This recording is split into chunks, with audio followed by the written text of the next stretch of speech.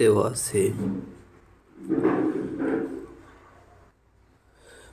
আছে cos a minus b সমান 1 বা cos a minus b সমান, আমরা cos 1 এর মান বসাবো। cos 1 এর মান হচ্ছে cos 0 ডিগ্রি বা দুই পাশে cos cos কেটে দিলে a minus b সমান হবে 0 ডিগ্রি। সমীকরণ 1 দেব। অতএব আবার 2 sin a plus b সমান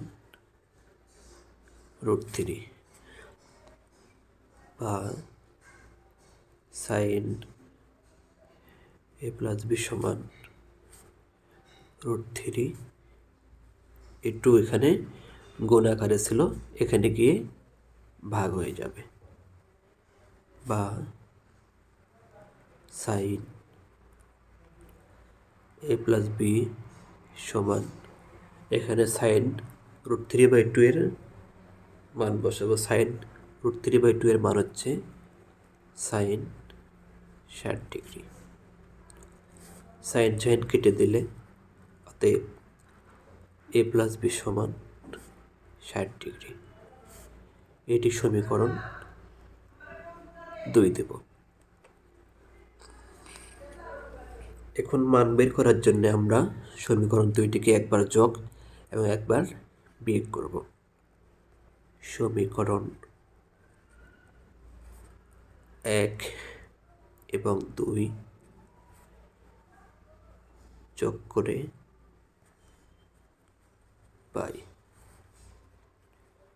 a minus b সমান 0 ডিগ্রি, a plus b সমান 60 ডিগ্রি। তাহলে যোগ করলে এখানে প্লাস এখানে প্লাস, তাহলে 60 ডিগ্রি নামবে। এখানে মাইনাস এখানে প্লাস, তাহলে প্লাস মাইনাসে কেটে যাবে।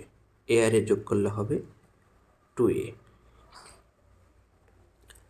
তাহলে অতএব এ সমান 60 ডিগ্রি বাই 2, বা অতএব এ সমান হচ্ছে, যদি আমরা এটাকে ভাগ করি তাহলে হবে 30 ডিগ্রি। আবার সমীকরণ 1 ও 2 বিয়োগ করে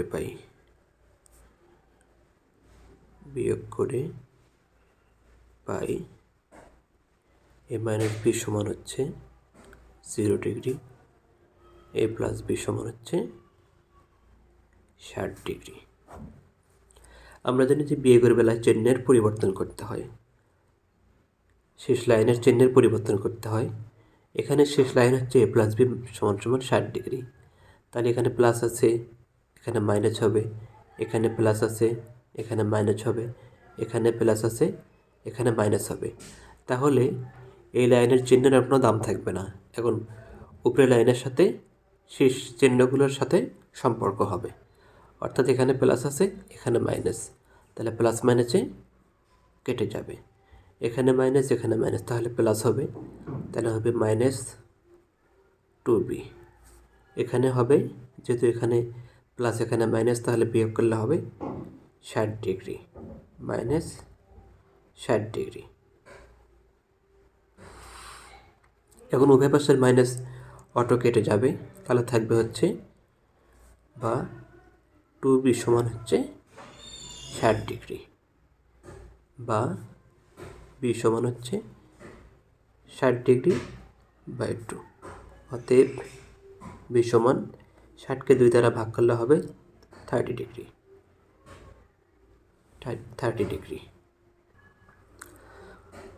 তাহলে অতএব a সমান 30 ডিগ্রি এবং বি সমান 30 ডিগ্রি। আনসার।